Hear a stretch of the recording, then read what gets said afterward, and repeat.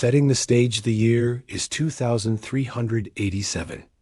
The Galactic Council has ruled the known universe for 10,000 years. Every species must register their military assets and follow strict limitations on warship construction. Humanity joined the Council 50 years ago, appearing as peaceful traders with outdated technology. The incident captain Mark of the human cargo vessel Star Runner receives an emergency signal from Earth Command. The Krell Empire has decided to annex human colonies, believing Earth's defense fleet of 30 small frigates poses no threat. The Council approves the annexation, viewing humans as a minor species barely worth protecting. A secret revealed deep beneath Earth's Pacific Ocean. Admiral Jones stands in a massive underground facility. For 200 years before first contact, humanity has been preparing. They learned about the Galactic Council through intercepted transmissions and knew they would need protection. The Admiral activates Project Titan. Across the solar system, what appeared to be uninhabited, moons begin to move. Jupiter's moon Europa splits open, revealing it was never a moon at all. Saturn's Titan drops its camouflage. These are not celestial bodies. They are humanity's true warships, each the size of Earth's moon. Constructed in secret over centuries. The technology. These planet ships use gravitational drives that bend space itself. Their hulls are made from compressed matter so dense that conventional weapons cannot penetrate them. Inside each vessel, entire cities exist with millions of crew members who have lived their whole lives preparing for this moment. The ship's main weapons are stellar converters, devices that can harness the power of stars themselves. A single shot can destroy an entire fleet. But humanity has hidden this technology, showing the galaxy only primitive rockets and basic laser weapons.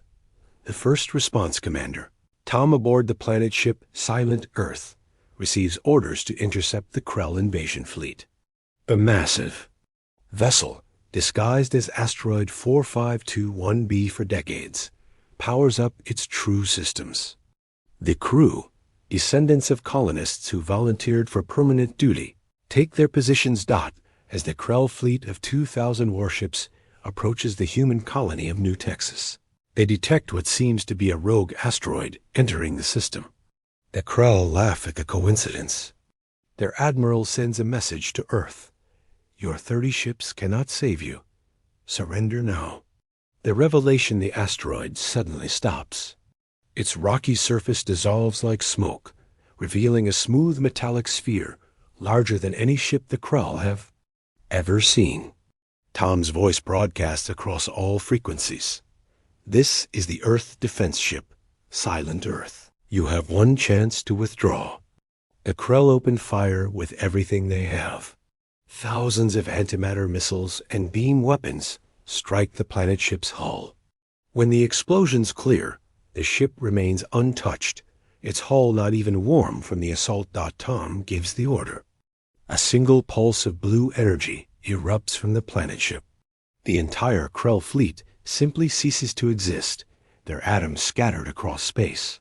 The colony is safe, but the galaxy has just learned humanity's secret. The aftermath news of the battle spreads across the galaxy in hours. The Council summons Earth's ambassador, an elderly woman named Director Smith. They demand an explanation for the illegal warship. She smiles and reveals the truth. Humanity has not one, but 500 planet ships hidden throughout the galaxy.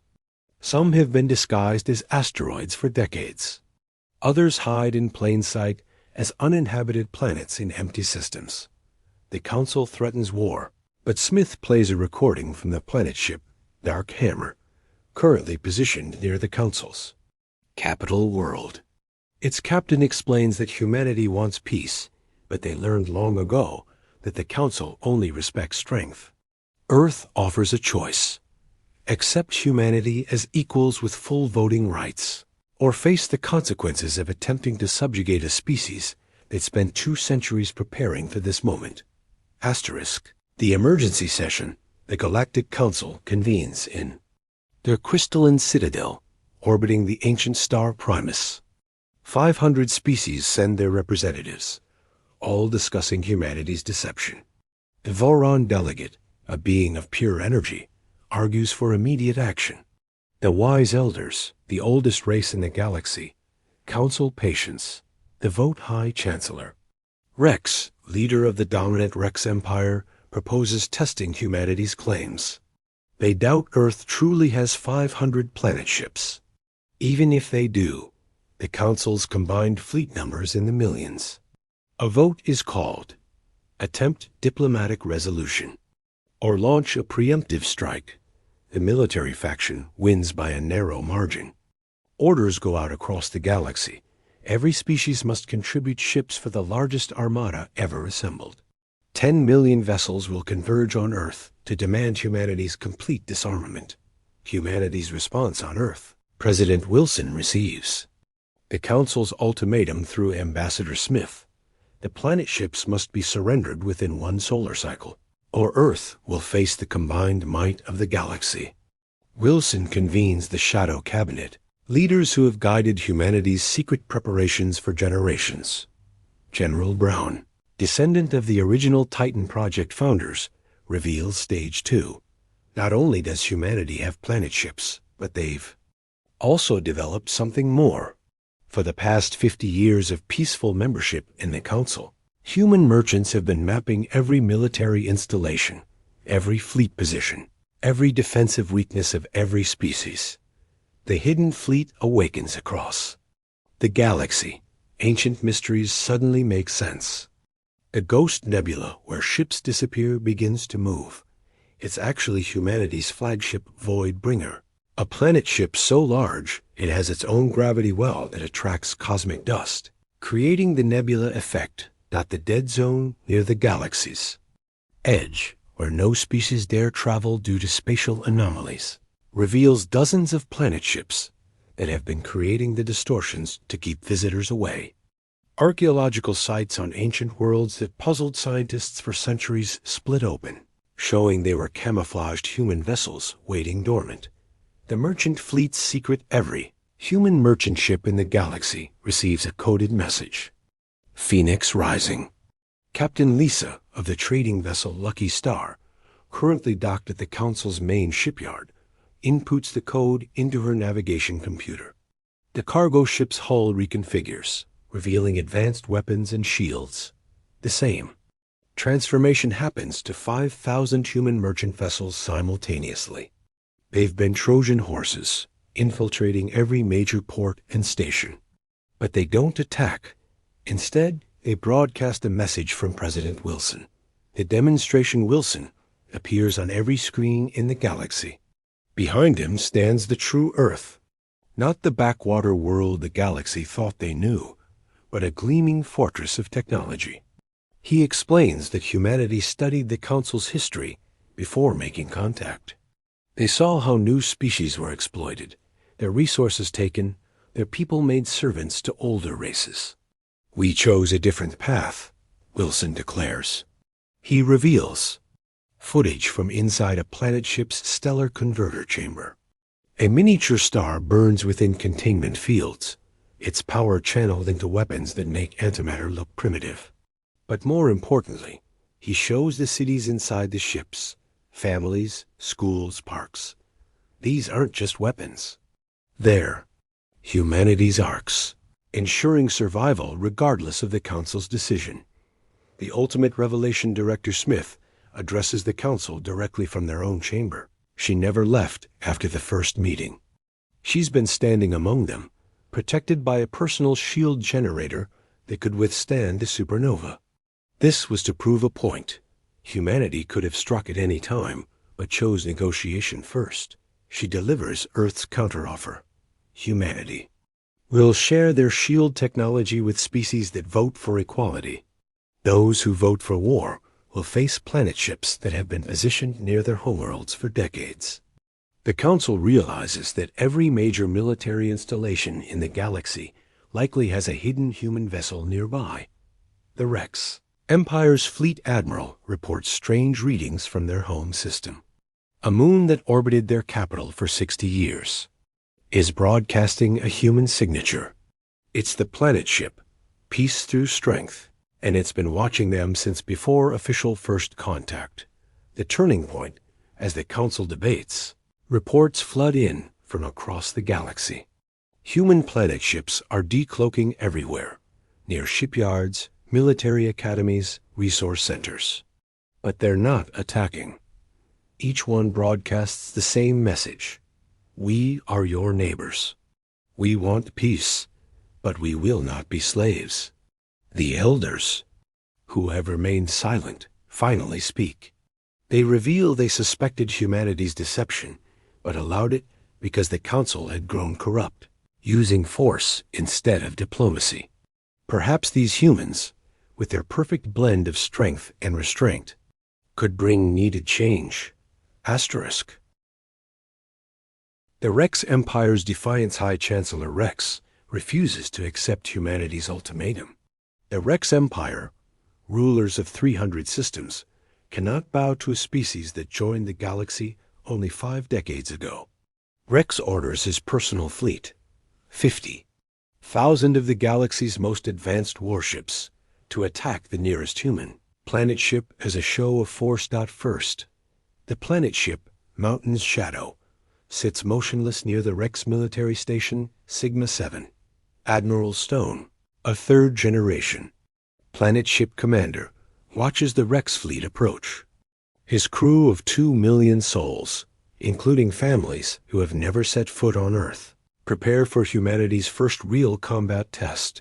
The Rex fleet forms an attack pattern called the Death Blossom, ships arranged in a sphere to concentrate fire on a single point. Admiral Rex Jr., the Chancellor's son, commands from the flagship Empire's Might. He sends one message: surrender, or we'll crack your ship like an egg. Stone responds by activating the planet ship's first defensive layer, a gravity field, that bends space around the vessel. The Rex fleet fires. Beams curve away harmlessly. Missiles loop back toward their launchers. Kinetic rounds slow to a stop and float helplessly in space. The counterattack Stone authorizes. Level 1 response, non-lethal suppression. The planet ship extends millions of thin filaments, each one a gravity tether. They wrap around Rex ships like invisible chains, holding them completely still. The proud Rex fleet, the terror of the galaxy, hangs helpless like insects in a web. Admiral Rex Jr. orders self-destruct rather than capture. But the planet ship's systems have already hacked their computers, a virus delivered by human merchants. Over years of seemingly innocent trade, the self-destructs are disabled. Life support remains active. The Rex warriors can only watch. The swarm revealed, believing one planet ship is occupied. The Rex Empire launches their secret weapon, drone. Swarms numbering in the billions, each one carrying antimatter charges. They converge on Mountain's Shadow from all directions. Stone smiles and activates. Protocol 7. The planet ship's surface ripples, and millions of ports open. Outpour humanity's own drones, but these are different. Each one is controlled by a human mind through neural interface, volunteers who gave up their bodies to become living weapons. They think and react at light speed. The human drones don't destroy the Rex swarm. Instead, they reprogram them mid-flight, turning the Empire's weapons against their own stations. Within minutes, every Rex military base in the sector is surrounded by their own drones, now loyal to humanity. The Council watches in the Council chambers. Representatives watch the battle through quantum communicators. The Varan delegate notes something disturbing.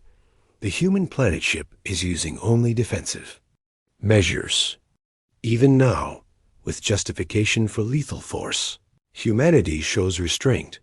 The elders point out what others miss. The planet ship is teaching a lesson.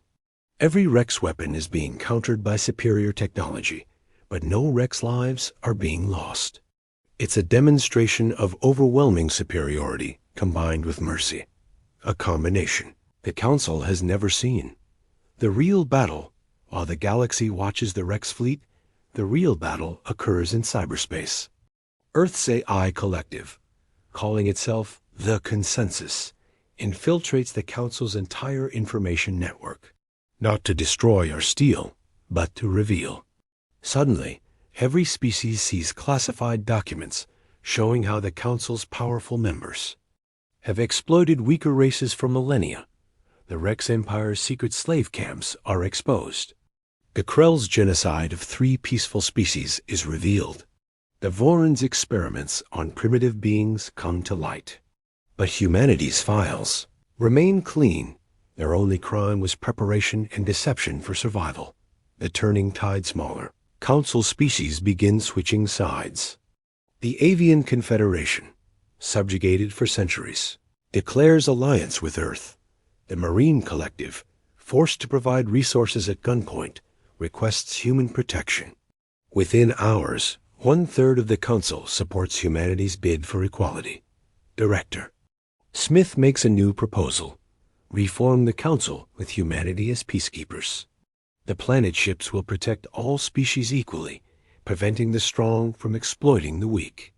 In return, humanity wants full membership and the right to maintain their defense fleet.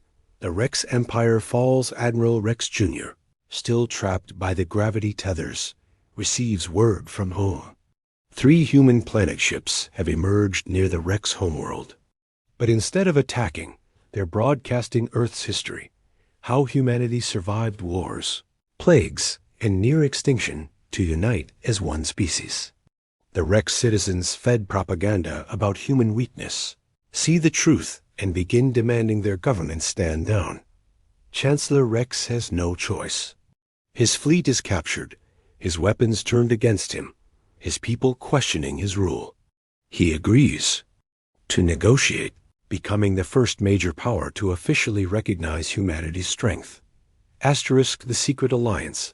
While the Rex Empire negotiates surrender, the 3 oldest Council races, the Voron, the Crystalline Collective, and the Ancient Makers, meet in secret. They cannot accept humanity's rise. These races have ruled for millennia and possess technologies even Earth hasn't discovered.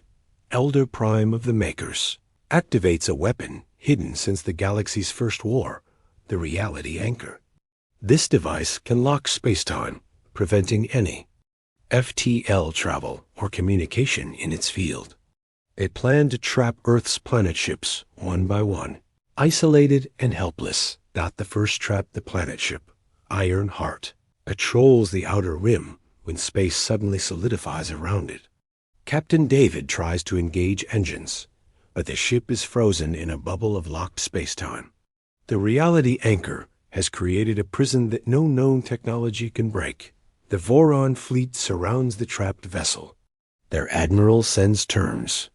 Reveal how to destroy other planet ships, or watch as the reality anchor slowly crushes Iron Heart into a singularity. David has 72 hours before his ship and its 3 million inhabitants are compressed into nothing. Humanity's hidden. Card on Earth. President Wilson activates the deepest secret of all, the Quantum Council. These are human minds uploaded into quantum computers, thinking at speeds beyond biological limits. Led by the consciousness of Professor Adams, who invented the planet ship technology, they exist outside normal spacetime. The Quantum Council reveals they anticipated this. Every planet ship has a quantum-entangled core linked to Earth. Through these connections, they can transfer power, information, even matter across any distance instantly. The reality anchor traps physical space, but cannot touch quantum dimensions. The rescue mission captain, Sarah of Planet Ship, Ghost Dancer, receives impossible orders. Her ship will quantum shift inside the reality anchor's field. It's never been tested and could destroy both vessels. But Sarah's crew volunteers unanimously. They won't abandon their brothers and sisters on Iron Heart. Ghost Dancer begins to phase, its matter converting to quantum probability waves. The ship becomes translucent, existing in multiple dimensions simultaneously. Sarah's consciousness merges with the ship's AI, experiencing the universe as pure information. She guides her vessel through quantum space, reappearing inside the reality anchor's trap. They counter-technology. The two planet ships link their quantum cores, creating a resonance that disrupts the reality anchor's field. But the Voron have a backup plan. They deploy consciousness bombs, weapons that attack the mind directly. Every human on both ships experiences their worst fears simultaneously, but humanity prepared for this too. The neural interfaces protecting. Their minds activate, creating a collective consciousness where 2 million humans share the mental load. Their combined willpower transforms fear into determination. The consciousness bombs backfire, showing the Voron their own fears, and their greatest fear is humanity's unity. The ancient Maker's gambit, the Makers, desperate, activate all 12 reality anchors hidden throughout the galaxy. They plan to lock every human ship simultaneously. But they don't know about the merchant fleet's true purpose. Captain Lisa and 5,000 disguised traders have been placing quantum beacons for 50 years. When the reality anchors activate, the beacons create a feedback loop. Instead of trapping human ships, the anchors trap themselves, creating pockets of locked space and imprison the Maker's own fleets. The ancient race that once destroyed entire civilizations finds itself helpless in cages of their own making. Crystalline collectives betrayal the crystalline collective. Beings of living mineral attempt a different approach. They offer to side with humanity against the others, sharing their technology for reading alternate timelines. They show President Wilson futures where humanity rules tyrannically, becoming worse than the current Council. Wilson reveals humanities. Philosophers have been studying these possibilities for centuries. That's why the planet ships have families aboard, to keep humanity grounded in compassion. Children growing up on warships learn that strength must serve justice, not domination. The collective's manipulation fails because humanity knows its own capacity for both good and evil. The final stand, the three ancient races unite their remaining forces at the Council capital, threatening to destroy the government structure and blame humanity. But Earth's true masterpiece activates, the planet ship United Earth itself. Earth was never a planet. It's humanity's first and largest ship, disguised for 300 years. The entire world transforms, continents splitting apart to reveal continent-sized weapons. Oceans drain into massive engines. Cities rise on. Anti-gravity platforms as the Earthship prepares for war. President Wilson broadcasts from Earth's bridge, a chamber the size of a country. He offers the ancient races a choice. Accept the new order where all species are equal, or face humanity's full might. Not 500 planet ships, but 5,000, with Earth itself as their flagship. Earth's transformation, as Earth reveals its true nature, the galaxy watches in awe. The planet's surface reconfigures into a massive ship 20 times larger than any planet ship. Mountains unfold into weapon arrays. The ocean floors become hangar bays releasing millions of fighter drones. The moon breaks orbit, revealing it. Too is a ship, humanity's first successful planet vessel, hidden in plain sight. President Wilson stands in Earth's command center, surrounded by representations from every human colony. They vote unanimously, offer peace one final time. If refused, humanity will disable every military vessel in the galaxy, simultaneously using the quantum virus they've been spreading for 50 years. The councils collapse. Galactic Council fractures. Half the species demand immediate surrender to humanity. The other half, led by the ancient races, prepare for final war. But something unexpected happens. The elders, the oldest and wisest race, reveal their own secret. The elders have been testing humanity all along. They knew about the planet ships from the beginning. They allowed the deception because the galaxy needed change. The council had become corrupt, using force instead of wisdom. The elders formally recognize humanity as their successors and transfer their council privileges to Earth. The ancient race's last stand, the Voron, Makers, and Crystalline Collective refuse to accept defeat. They activate their Doomsday Protocol, a weapon that will destroy subspace itself, making FTL travel impossible and isolating every system forever. They would rather rule over ashes than serve as equals. Captain Michael aboard planet ship Final Hope detects the weapon charging near the galactic core. He has minutes to act. Michael makes the ultimate sacrifice, quantum shifting his entire ship into the weapon's core. The planet ship and its 2 million souls merge with the Doomsday device, their combined consciousness overriding its programming. The sacrifice and rebirth. Instead of destroying subspace, Michael's sacrifice transforms the weapon into something beautiful. It becomes a quantum beacon that connects every sentient mind in the galaxy for one moment. Every being experiences the memories of Michael's crew, their hopes, fears, love for their families, and willingness to die for peace. The galaxy understands humanity in that instant. They're not conquerors, but protectors who spent centuries preparing to defend themselves and others. The ancient race's populations, feeling the truth through the quantum link, overthrow their warmongering governments. The new galactic order with the old council dissolved. Humanity proposes something revolutionary, a true democracy where every sapient being has a vote, not just species representatives. The planet ships will serve as neutral peacekeepers, preventing any race from dominating others. Earth itself becomes the mobile capital, traveling between systems to ensure fair representation. The planet ships spread throughout the galaxy as guardian fortresses, their families serving as ambassadors to local populations. Children of different species grow up together on these vessels, creating the first truly integrated galactic generation. The technology exchange humanity shares their non-military technology freely. Medical advances that extend life across species barriers.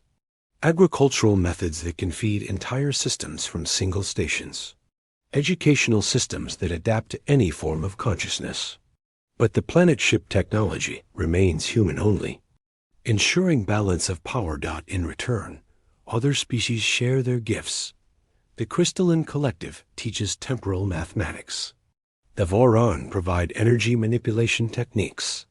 Even the defeated Makers offer their archived knowledge of extinct civilizations. The galaxy enters a golden age of cooperative advancement. The first election 1 year later, the galaxy holds its first universal election. Every sapient being votes through quantum communicators provided by humanity. The candidates include members of all species, judged on merit rather than military might. Surprisingly, humanity nominates not President Wilson, but Captain Sarah, the quantum pilot who saved Ironheart. She wins overwhelmingly, becoming the first elected galactic president. Her first act is to pardon all former council military personnel, offering them positions in the new peacekeeping force. The hidden truth as the story concludes, Admiral Jones retires to a quiet colony. In his final log, he reveals one last secret. Humanity's true population isn't the billions claimed, but trillions, spread across thousands of hidden worlds and ships. The planet ships shown were barely a fraction of their force, but this power will remain hidden unless needed. Humanity learned. From Earth's history, the true strength isn't in weapons, but in the wisdom to know when not to use them. The planet ships will guard the galaxy, their families ensuring they never forget that peace is not the absence of war, but the presence of justice. The galaxy looks to the stars with hope for the first time in millennia. Hidden from those stars. No longer, humanity has become their guardian, their teacher, and their friend. The age of exploitation ends. The age of unity begins. Asterisk.